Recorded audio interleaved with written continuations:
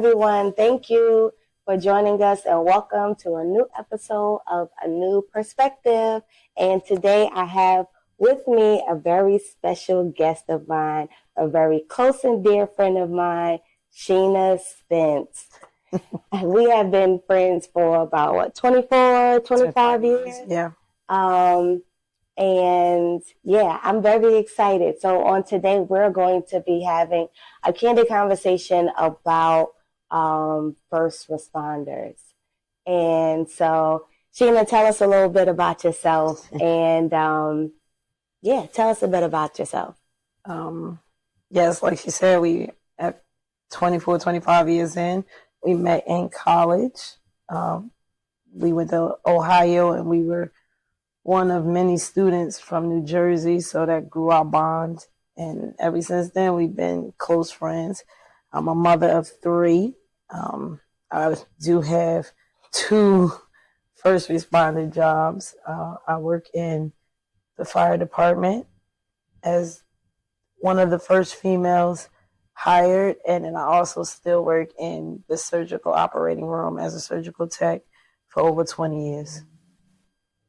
Yeah, so, wow. And you know what's interesting is that because I knew about the surgical tech, but I'd never even equated it to the fact that it's also a first responder position, in addition to being a mother of 3. And it's interesting because I'm reminded of, and you as a believer, I know you will understand this concept, but I'm reminded of the body of Christ and how we too have our own position to play, and we too are also like first responders, right? And so with you, you have a firefighter position, you are a surgical tech. A surgical tech wouldn't necessarily put out a fire, although you are both, but if you go into the surgery room, a surgical tech does not have the capabilities of putting out a fire. Right. And a firefighter doesn't have the capabilities of being like a police officer or a surgical tech. And so everyone has their position that they play to all be first responders to the public. In addition to having your own life in terms of being a mother of 3. And how old are they again? You have 2 in high school. 2 in high school. I have a 14-year-old, a 15-year-old, and a 10-year-old.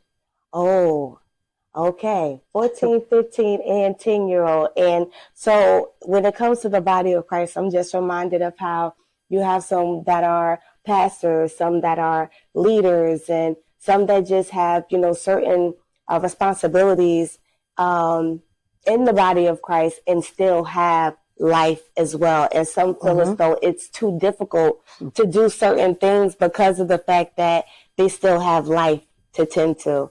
And yeah, that's really interesting. So when it comes to being a first responder, when you first went for your training, was it difficult? Because you did mention that you are the first female firefighter that was hired in your in the city, right? Yes, in your city. How difficult was that? Was there any challenges that you had to face? And yeah. I can't really call it challenges because the whole process was new to myself and to the department, being that they never had a female and they weren't going to make exceptions, and I didn't want them to either. So it kind of was just more so walking the lines that were paved before me. I'm considered a legacy baby. That means that there's a family member on the job before you. So not only am I the first female, but we're also the first father-daughter duo in the city. So some people might have thought that with my father on the job would already give me a stepping stone. However, my father had already had 30 plus years on the job, and he really couldn't tell me much because what he came onto the job with and what I came onto the job with was 2 different lifestyles. So although he was already in the field, he couldn't offer much advice because the experiences were different at the different time frames. Difficult. It was it was different.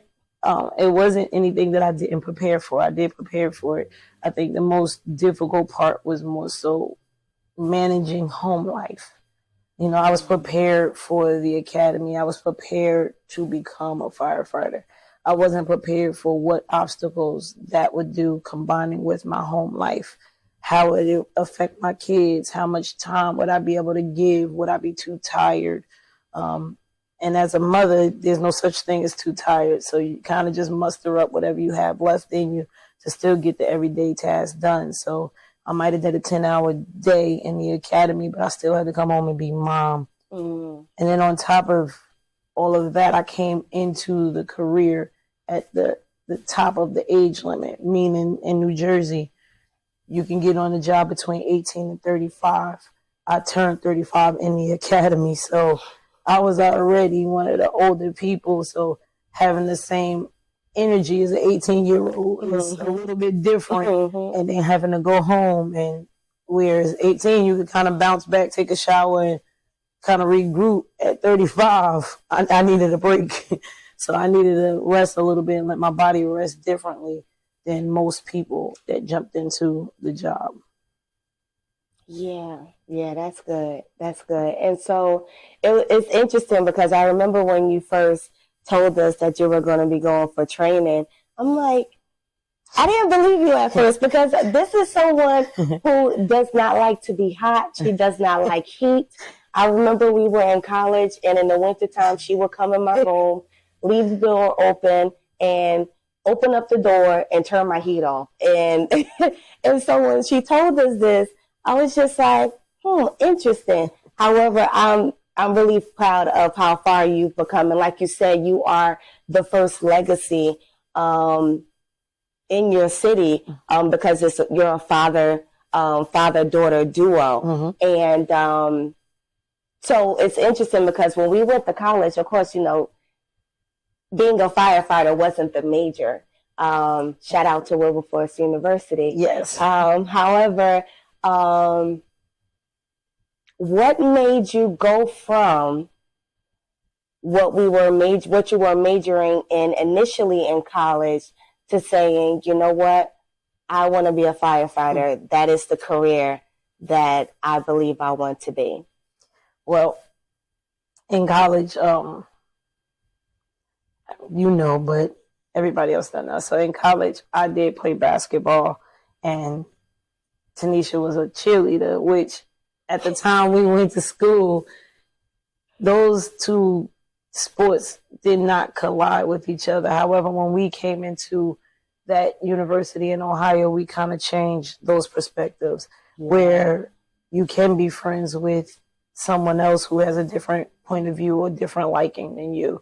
And the school itself, just due to cultural standards, didn't think it could be done, but we kind of showed them that it can be done, as far as me being a player and her being a cheerleader, and we still being friends and it not being anything wrong with that. So I've always been a physical, hands-on type of person. So sitting in college was a little rough for me because it was more of a standstill and a holdback. I love learning. I absolutely love learning, but I'm also a hands-on type of person. So when I got home from school, one day I just went to go visit my dad. It was a real hot day. It was like 90 degrees outside. And my father's big on milkshakes. So I was like, let me take my father a milkshake. And every time I pulled up to the firehouse, the fire truck was going out to a call. And I mean, on this particular day, it happened to us about 3 times. So I pulled up, they were pulling out to go to a call. So I said, all right, I'll come back. They were pulling back out to go on a call. And then the 3rd time, it actually was a fire, and I happened to see the smoke, so I kind of knew where they were going. So I told my kids, I'm like, well, let's go see what Pop-Pop is doing. Let's go check it out. And when I got there, I kept looking at the guys, and I'm like, they don't look different from me. Like, so I didn't have confidence that they were going to pull my father out of any type of major situation. And in my head, I already had it made up that I was going to go in and get my father no matter what happened. So after talking to my dad when that night was over, and it stuck out to me that those guys were no different than me. And I just talked to my father, and I'm like, you think I could do it? And he didn't even think about it. It just came straight off his mind. Like, yeah, you can do it. You can absolutely do it. And when the test came out, he's like, just go take the test. And taking the test, I think it was kind of better the way it rolled itself out in life for me, because I already was working in the operating room. So I didn't take it like most teenagers took it, where it was a dire need to pass, where they put that pressure on themselves where they have to pass.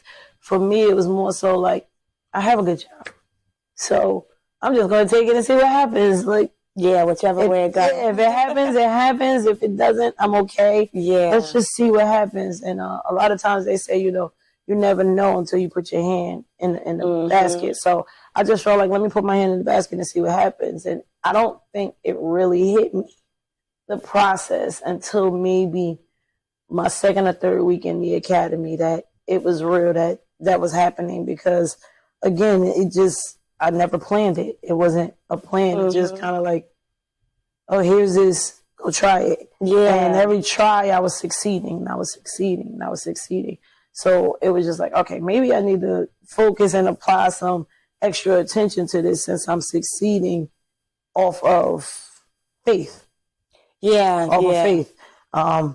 Because you weren't a good test taker. I've never been a good test. So it was more so just, okay, God. Yeah. We're going to go out here and we're going to do this. And even the day of my physical testing, my test was at 10 o'clock.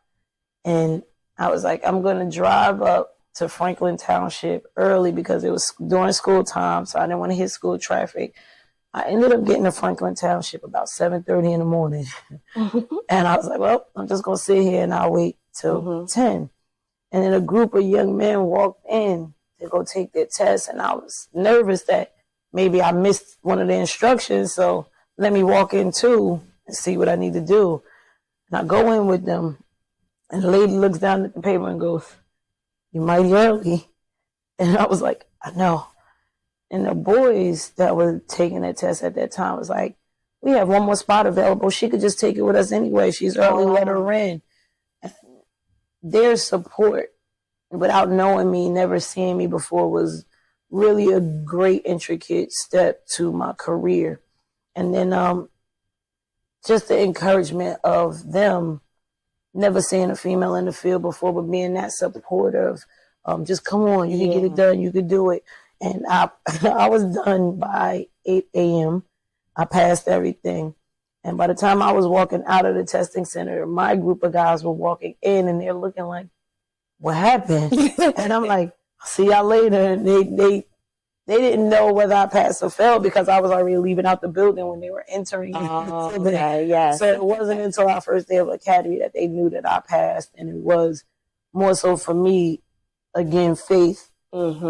That just put me on a course to just go ahead, let's do it this way, as opposed to walking into it nervous or it could have been a different support group. Those young men were from Lakewood, New Jersey, never seen me before, and to this day I don't think I've ever seen any one of them again. But to have that level of support at the time that I didn't even know what I was facing was a great, again, entrance to my career. Yeah, and that's it's really interesting how, when you talk about faith and then, going back to what you said before, that you walked into the path that was already made before you. So you didn't leave, it's like you didn't experience or leave room for missed opportunities, because a lot of times in life we miss opportunities and then we have to wait for it to come around again, if it's going to come around again, because it doesn't always come around again. And so that's really good and really interesting in terms of, walking the path that was laid out before you. God always, he says it in his word that he knows the plans he has for us. Yes. And he'll go before us. We just have to trust the process and have faith and walk through it. Wow, that's interesting, and what's even more interesting because with the length of time that I've known you, I didn't know the depth of the story. You know, I knew this was something you were interested in doing. You did it. You passed. I remember being there when you got sworn in with the mayor, and I believe your dad was the one that pinned you. And, you know, as you were talking, I was also reminded of when we were in college and we experienced 9/11. Yes. And the panic, the panic that you experienced not being able to get in contact with your father, but knowing that he was in the line of duty.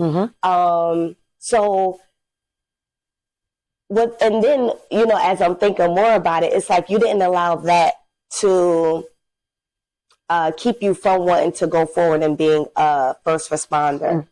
And so tell us a bit about, you know, even that thought process and how you didn't allow that to persuade you, because there's times in life where people won't go for an opportunity or they'll leave an opportunity on the table because of a past experience or because of a past fear, if that makes sense. Well, every day in this career, no matter what the situation, great, small, or none, I still step into that role with a conversation with God.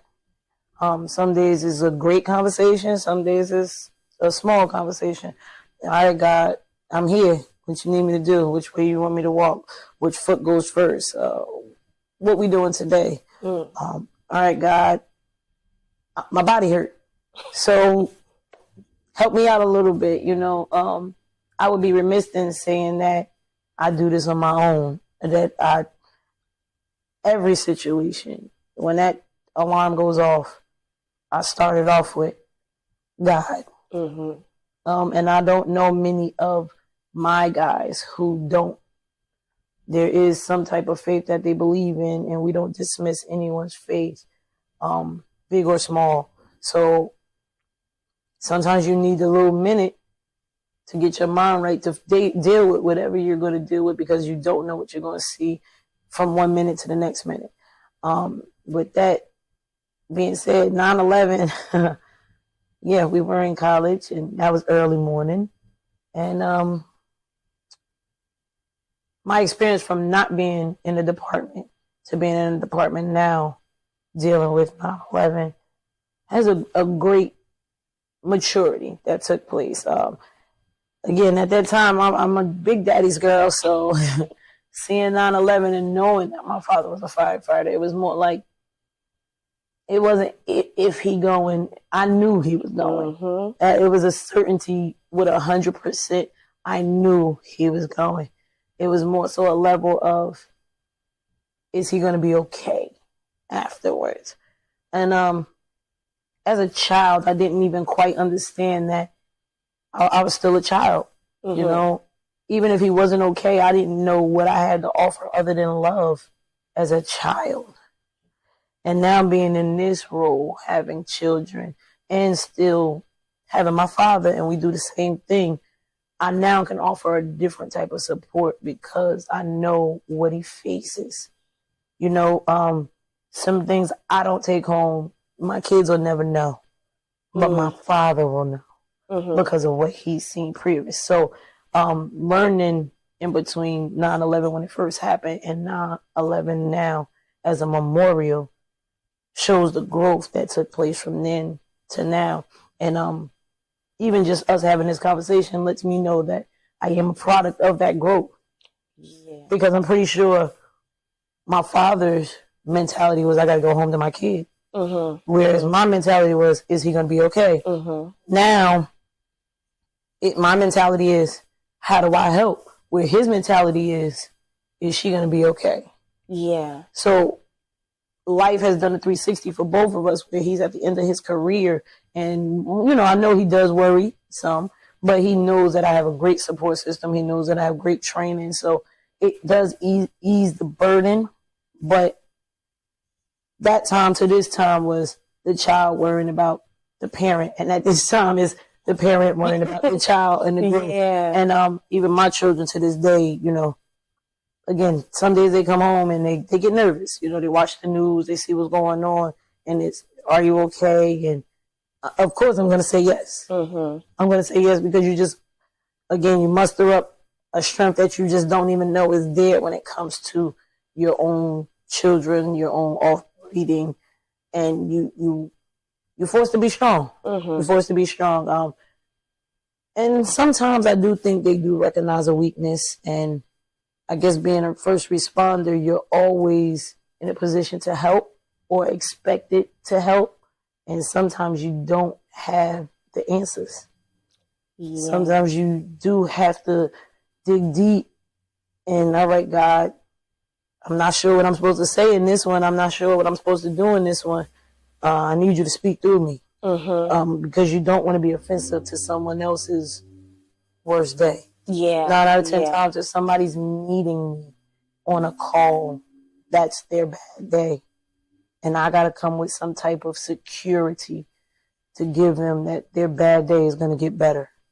Yeah. Because I know you've experienced some people that has literally lost everything, and you have to muster up something to say to give them a certain level of comfort. Wow. So as a firefighter, because, I know I've watched Chicago Fire, different TV shows like that, and I've seen them go through different types of, tragedies. And, a lot of times we believe that, firefighters, they just put out fires or they just test fire hydrants. And I know that there's a lot, like way more that you all do. So on this, what are some of the things that you do outside of being, just putting out fires and, safety of fire hydrants that people don't really know about? Actually, fire is probably 1% of the job. When it's bad, it's bad. However, we show up for everything. We show up for, as you know, some people joke about it, but the cat in the tree. That's a real thing. People do call for a cat being stuck in the tree. To you locked yourself out of your car, you locked yourself out of your apartment, you fell on the floor, you can't get up. It's everything. Can you check on my mom? She's not answering the phone. The car accident that happens on your everyday highway, oh, hey, my blood pressure is high. I just need somebody to check it. There's so many different avenues and different things that we show up to. And then there's also, the 1% that nobody ever thinks about, the manhole.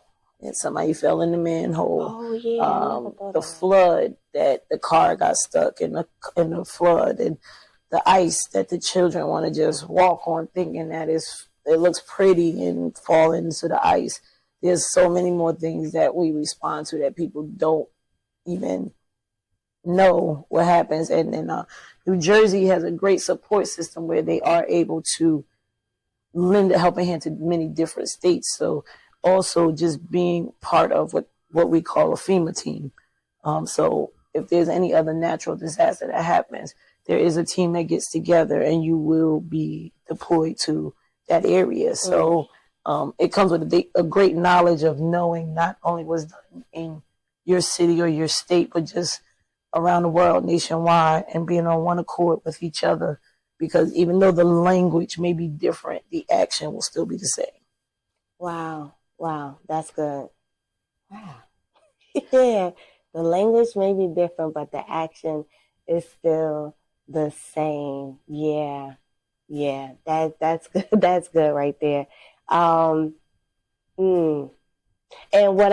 just hearing you talk and, knowing what you have experienced and what we have experienced from college days on up till now, what is very encouraging in anything in life, whether it's a career or just going about life, is not allowing past experiences or fear to set in or to deter you from from moving forward or from when an opportunity presents itself. And, because we know that, God doesn't give us a spirit of fear. Mm-hmm. Yes, fear can be an emotion that you experience as a response to a situation. However, it shouldn't reside. Right. It shouldn't reside. And so, I'm grateful that you've actually pushed outside of that time, because I can recall during 9/11, like you wouldn't eat. You were so unsettled until you heard from your dad. And us being in Ohio and him being in New Jersey and then having to travel to New York, the phone lines were down. Mm-hmm. We could not get in contact with anyone at home. And so just to know that you received that phone call from him, that all was well, and, it was settling. And it was almost like, throughout the day, I can see like a spirit of contentment. Mm-hmm. Like, listen, my dad is a firefighter. So although I haven't heard from him, whichever way this thing goes, I'm going to be hurt should something happen to my dad. However, I understand that he's a first responder. Mm-hmm. And a lot of times we don't develop that type of, spirit or posture to have. Even in life, when we go through life, we don't ever say, you know what, this is what this is the career that I've chosen, or this is a path that I've chosen. Whichever way this thing goes, God, I'm going to be content with the outcome of it. And so, I'm grateful that you have given your time to come here to join us on today and have this really candid, open conversation about what it's like to being a first responder and the behind the scenes of being a first responder. Because I enjoy being on the phone with you and I hear the siren go off and I'm like, who was that? Was that dispatch? Like, where you gotta go? Is it a 4 alarm? Is it a 3 alarm? And she's like, oh no, that's not us, that's calling. And, I'm even grateful that to have you as a friend, where there was a fire once near my apartment and I was home asleep and you called me and said, what are you doing? Where are you? And what's your exact address? And when I told you, you said, did you know that there's a huge fire by you? And I didn't know. And there were, whenever another town is called to a specific town, it has to be big. And there were about 3 or 4 towns involved. And you told me, like, stop, you have to be mindful of, what's going on around you. I understand you want to take a nap. I'm a napper, everyone. I understand you want to take a nap, but just make sure you're not too oblivious of what's going on around you. So safety is very big with you all as well, that I really truly appreciate. And so thank you so much for joining us. And maybe on the next segment, we can go with first responders behind the scenes as a surgical tech. Anytime. Because I'm sure there are some quite interesting things that you experienced there. But thank you so much again. And everyone, thank you for joining us for a new episode, and continue to join us for a new perspective.